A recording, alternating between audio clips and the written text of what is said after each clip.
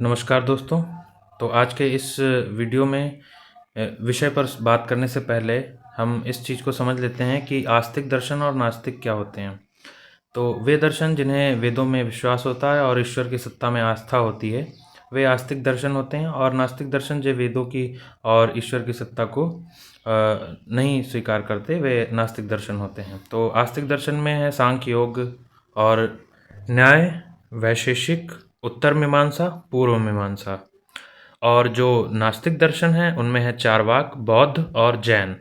ये तीन दर्शन नास्तिक दर्शनों में आते हैं।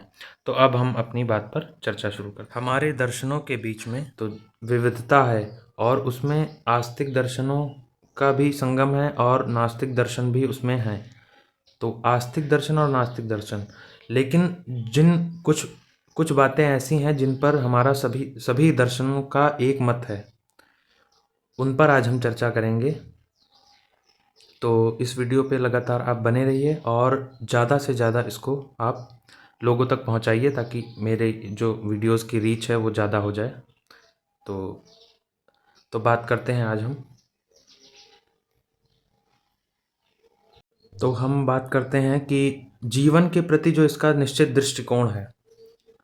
तो जो पाश्चात्य दार्शनिक हैं, उनका दर्शन को लेकर के केवल एक ही है, वो है कि यह एक मानसिक कसरत मात्र है। लेकिन जो भारतीय दार्शनिक है वो कहते हैं इसका व्यवहारिक पक्ष भी है, जो कि इसके सैद्धांतिक पक्ष से अधिक महत्वपूर्ण है। भारतीय दार्शनिकों का ज़्यादातर जो समय था वह लोगों के कल्याण के लिए, न कि अपनी जिज्ञासा को शांत करने के लिए, बल्कि वह सामाजिक समस्याओं को लेकर के जो लोगों के अंदर समस्या जो उत्पन्न होती है उसको दूर करने का उनका लक्ष्य रहता था। तो इस वजह से ये अलग है।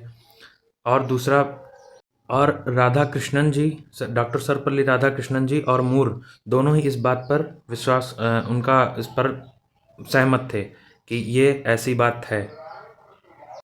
दूसरा यह है कि भारतीय चिंतन जो है वो आध्यात्मिक असंतोष के कारण उत्पन्न होता है। यानी कि आपने देखा होगा कि एक पैटर्न है कि जो विश्व में दुख और बुराइयां जो हैं उनको देख करके जब आध्यात्मिक व्यक्ति जब चिंतित होता है तब वह दार्शनिक उसमें आता है और अपने दर्शन से लोगों की समस्या, अब देख सकते हैं आप, जैसे कि महात्मा बुद्ध थे। महात्मा बुद्ध ने अपने चारों ओर क्या क्या देखा, उन सभी चीज़ों को उन्होंने ऑब्जर्व किया और चारों तरफ उनको लगा कि हाँ ऐसा दुख है, समाज में दुख है। तो उन्होंने उसको कहा देयर इज़ सफरिंग, यानी दुख है, और दुख का कारण और दुख के निरोध का कारण, ये सारी चीज़ें उन्होंने।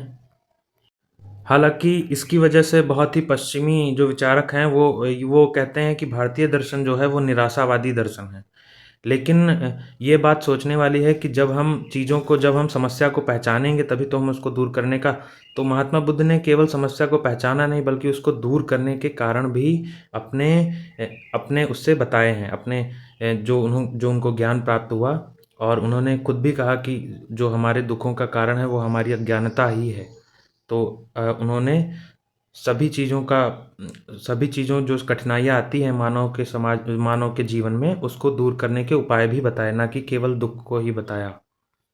तीसरी बात यह है कि विश्व को एक रंगमंच मानना, यानी कि जो हम लोग उनका ये मानना रहता है, जो भारतीय दार्शनिक थे उनका ये मानना था कि हम अपने अपने सभी लोग अपने अपने उससे आए हुए हैं और हम सभी अपने अपने किरदार को अच्छी तरीके से यहाँ पे निभा रहे हैं और एक रंगमंच की तरह हम अपना कार्य करके फिर यहाँ से चले जाते हैं।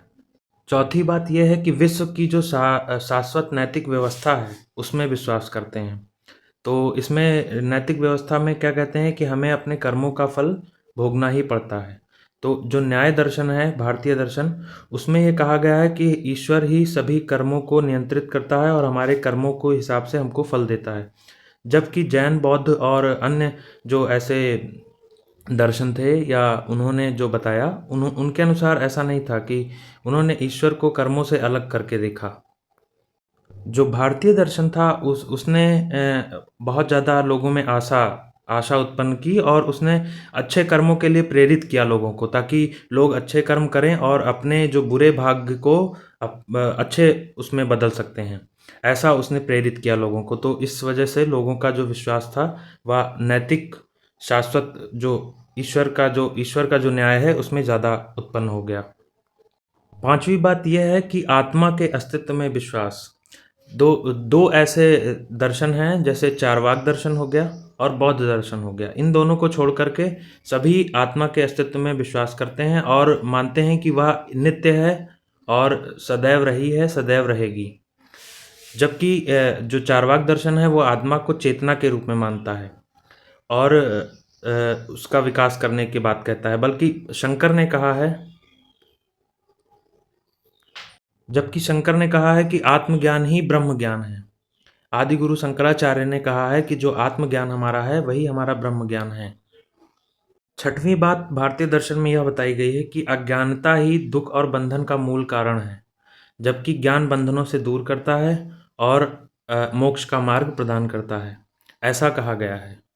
तो अ, जो बौद्ध थे, महात्मा बुद्ध जो थे, उन्होंने भी अज्ञानता को ही मेन दुखों का जो सबसे ज़्यादा महत्वपूर्ण कारण जो माना है वह अज्ञानता ही माना है।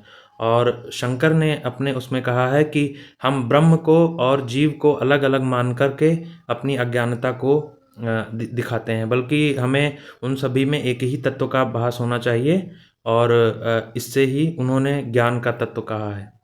तो सभी ने अज्ञानता को ही एक कारण माना है भारतीय दर्शन में, जो कि हमें बंधनों में और गलत कामों में और लगातार हमें जीवन मरण के चक्र से मुक्ति देने में मतलब रोकता है, जो अज्ञानता है।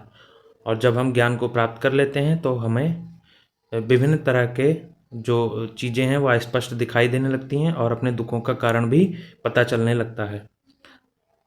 सातवीं बात बताई गई है आत्मनियंत्रण और एकाग्र चिंतन। तो इसमें आत्मनियंत्रण का मतलब अपनी इंद्रियों को वश में रखना और एकाग्र चिंतन यानी मस्तिष्क को किसी एक काम पर एकाग्र होकर के किसी चीज़ पर चिंतन करना, ताकि हमारे जो मस्तिष्क में तरह तरह के मन में कई तरह की भावनाएं आती रहती हैं, उन सभी भावनाओं और बुराइयों पर जो हमारा मन है उसको कंट्रोल कर सके यानी रोक सके और अच्छे विचारों का सृजन हो हमारे मस्तिष्क में, जिससे कि हमारी जो जीवन शैली है उसमें उन्नति हो और हमारा जीवन सात्विक हो। तो इस पर ज़्यादा जोर दिया गया भारतीय दर्शन में। लेकिन जब आत्मनियंत्रण की बात आती है तो ज़्यादातर लोग समझते हैं कि अब संन्यास की तरफ ही जाना भारतीय दर्शन ज़्यादा फोकस करता है कि लोग जब संन्यास ले लेते हैं वही अपने आत्म को नियंत्रण कर पाए हैं, या जिन्होंने एकाग्र चिंतन वही कर पाते हैं जो संन्यास को ग्रहण कर लेते हैं। ऐसा नहीं है। भारतीय दर्शन के अनुसार वह हर व्यक्ति जो गृहस्थ आश्रम में है और संन्यास आश्रम में है उन सभी को उतना ही महत्व दिया गया है, किसी को न ज़्यादा न किसी को कम। आप गृहस्थ आश्रम में भी रहते हुए उन सभी नियमों को, उन सभी चीज़ों को, ज्ञान की जो चीज़ें हैं उन सभी को कर सकते हैं आप, बस आपको आत्मनियंत्रण सीखना होगा उसके साथ में, ऐसा बताया गया है। अब आठवीं बात ये बताई गई कि जीवन का परम लक्ष्य क्या है, मोक्ष है। तो चार्वाक दर्शन जो है वह केवल इस बात को अस्वीकार करता है भारतीय दर्शन में, और सारे दर्शन इन सभी को जीवन का जो चरम लक्ष्य है उसको, मोक्ष है, उसको स्वीकार करते हैं। चार्वाक कहता है कि जो यह दर्शन है, दुख रहित जीवन ही हमारा जो प्रेजेंट लाइफ जो चल रही है, यदि वह दुख के रहित है तो वह हमारी समझ लीजिए कि मोक्ष की वही हमारा सबसे अच्छा समय है। यदि आपके जीवन में दुख आ गया तो चार्वाक के विचार हमेशा, चार्वाक ने तो यहाँ तक कहा है कि यावेत जीवम सुखम जीवेत ऋणम कृत्वा घृतम पिबेत, यानी जब तक रहो तब तक सुखी रहो और उधार लेकर भी, अगर ऋण लेकर के भी अगर आपको घी पीना पड़े तो पीजिए। तो मतलब चार्वाक के विचार हमेशा भारतीय दर्शन में ही रहे, लेकिन उसने थोड़ा सा दूसरी तरीके से चीज़ों को व्यक्त किया है। कुछ अन्य विचारकों ने इसे आनंदमय अवस्था को ही मोक्ष बताया है। तो इसमें भावात्मक और निषेधात्मक यानी पॉजिटिव और नेगेटिव अवस्था के बारे में बताया गया है।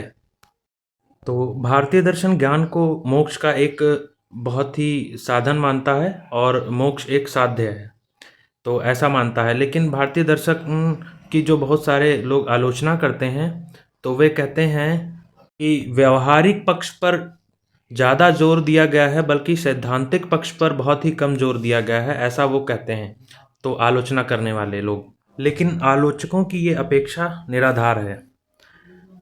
निराधार ऐसे है कि भारतीय दर्शन जीवन जीने का एक ढंग है, यानी कि जीवन जीने की एक शैली है, और अपने साथ में यह प्रमाण शास्त्र, तर्कशास्त्र और अन्य ऐसे महत्वपूर्ण तत्वों पर, मीमांसा हुआ, इन सभी चीज़ों पर विचार करके काफ़ी विवेचना के बाद इसको पाया गया है। तो इस प्रकार यह आक्षेप करना कि इसमें सैद्धांतिक पक्ष को छोड़ दिया गया है, केवल व्यवहारिक पक्ष को ही रखा गया है, ऐसा कहना सही नहीं होगा इसके साथ। तो व्यवहारिक पक्ष और सैद्धांतिक पक्ष दोनों चीज़ों का एक बहुत ही कह सकते हैं बैलेंस्ड जो व्यू है, वह भारतीय दर्शन है। यानी दोनों का जो संतुलित जो व्यवहारिक चीज़ें हैं, वह भारतीय दर्शन में समाहित हैं। तो इस प्रकार आपको ये वीडियो मैं यहीं पे समाप्त करता हूँ। आपको कैसा लगा कमेंट बॉक्स में बताइएगा, और मेरा आपसे विनम्र निवेदन है कि आप इस चैनल को लाइक, शेयर और सब्सक्राइब करें। Thank you for watching.